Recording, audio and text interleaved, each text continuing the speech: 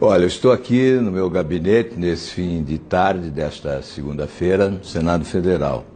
O movimento hoje aqui é fraco, mas do outro lado da rua, ali no Palácio do Planalto, certamente muita apreensão.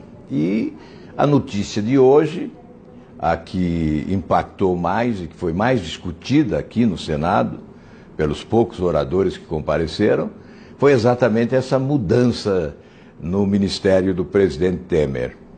A indagação que eu fiz aqui é: ele nomeou um novo ministro da Justiça ou um novo advogado de defesa?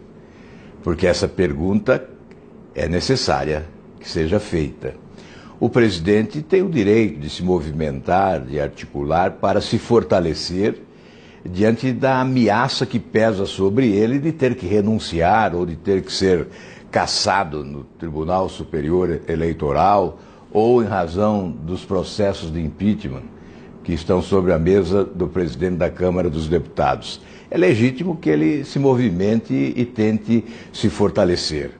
Agora, o que não podemos admitir é que as altas funções da República sejam exercidas como instrumento de autodefesa, de autoproteção, e não no interesse nacional.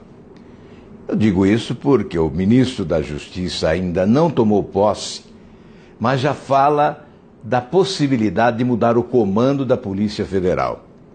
Até aqui, a Operação Lava Jato, com a participação importante da Polícia Federal, tem cumprido o seu dever e tem resistido heroicamente, não é, contra aqueles que querem comprometê-la.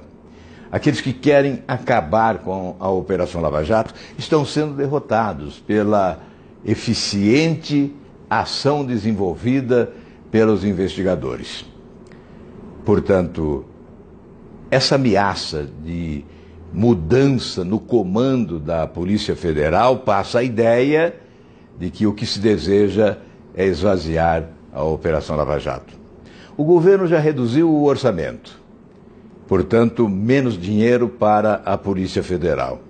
Já reduziu o contingente de pessoal à disposição da Operação Lava Jato. Lá em Curitiba, antes 12 delegados, agora 4 delegados na Operação Lava Jato.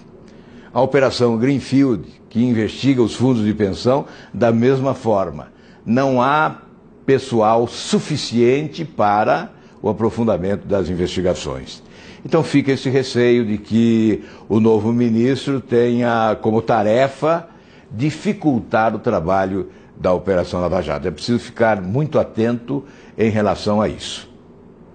Aliás, alguns advogados que se denominam, ou pelo menos gostam, né, de serem chamados de juristas, que possuem clientes corruptos, advogam para eles, né, afirmam que nós estamos diante de um Estado policial. Na verdade, nós estamos diante de um Estado corrupto, não policial. O que está havendo agora, em função da Polícia Federal, do Ministério Público e de parte do Poder Judiciário, é maior eficiência no combate à corrupção. Não se trata de um Estado policial. Trata-se de apresentar maior eficiência no combate à corrupção, graças à autonomia, à independência da Polícia Federal, do Ministério Público e de setores do Poder Judiciário. A legislação penal utilizada foi aprovada aqui no Congresso Nacional. E esses investigadores e julgadores se utilizam exatamente desta legislação penal. Portanto, não se atribua ao Estado brasileiro, nesse momento, a condição de Estado policial. Estado corrupto, sim, mas Estado policial, não. O que se vê hoje, repito, é maior eficiência na investigação, no combate à corrupção e certamente veremos também maior eficiência no julgamento através do Poder Judiciário. O que nos preocupa é sempre a lentidão dos procedimentos, com a possibilidade de prescrição de algumas ações, mas certamente nós teremos também maior eficiência no julgamento. Em relação ao ex-presidente da República, Luiz Inácio Lula da Silva, o que se prevê é que até o dia 25 de junho o juiz Sérgio Moro proferirá a sentença e depois esta ação irá para a segunda instância, onde imagino, e outros especialistas também já afirmaram isso, teremos mais de 6 meses para uma sentença definitiva em segunda instância, que é quando há possibilidade, se houver condenação, de prisão. A legislação atual leva para a prisão o condenado em segunda instância. Há aqueles que querem alterar isso. Recentemente, o ministro Gilmar Mendes, do Supremo Tribunal Federal, abordou a hipótese de alteração, empurrando para o STJ, Superior Tribunal de Justiça, como instância para condenação e prisão. Enfim, são questões que estão na ordem do dia. E amanhã, já que nós estamos falando em combater a corrupção, às 16 horas, provavelmente, a partir das 16 horas, na ordem do dia, no plenário do Senado Federal, esperamos votar terminativamente no Senado o fim do foro privilegiado. Essa proposta de minha autoria, que vem de 2013 e que está agora vivendo os últimos momentos de tramitação. Nós tivemos, é bom reconhecer que na última semana, aquela manifestação de violência aqui em frente ao Congresso Nacional tirou o clima para a votação da matéria. Então ficou para amanhã. Algumas emendas foram protocoladas. Elas não deveriam ser acolhidas sequer, porque elas ferem o regimento, elas afrontam o regimento da casa. Mas se forem submetidas, teremos que rejeitá-las, já que alteram o conteúdo da nossa proposta. O que querem essas emendas? Eliminar o dispositivo que incluímos, que diz respeito à prerrogativa que tem o Poder Legislativo de convalidar ou não a prisão de parlamentar, como ocorreu recentemente no caso do senador Delcídio. O Senado teve que votar depois de decretada a prisão dele. Com a nossa proposta, isso não ocorrerá mais. E com a emenda querem manter essa prerrogativa. Há também, atualmente, um dispositivo que permite à Câmara e ao Senado suspender ações penais em curso contra parlamentares. A nossa proposta também elimina. A emenda que apresentaram quer preservar. E a outra proposta nossa é que torna constitucional a prisão em segunda instância. O condenado, seja parlamentar, seja autoridade, seja o que for, em segunda instância, seria levado à prisão. A emenda que apresentaram é para eliminar esse dispositivo da nossa proposta.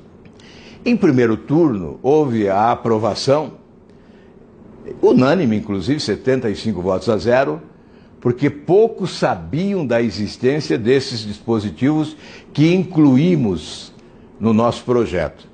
Mas agora apresentaram essas emendas e nós teremos que rejeitá-las, porque é importante que o projeto seja aprovado com o texto original, porque ele produz efeitos de forma radical.